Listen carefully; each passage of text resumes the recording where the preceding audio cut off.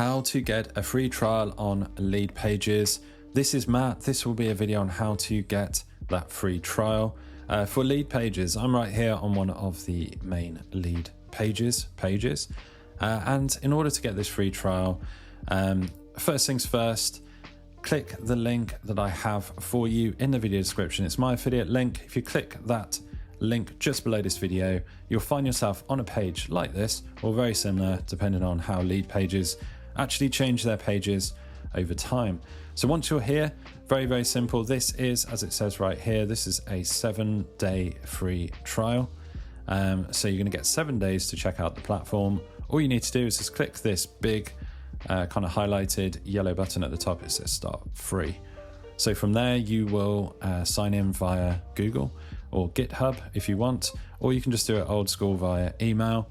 Use one of those options, sign up for your free trial.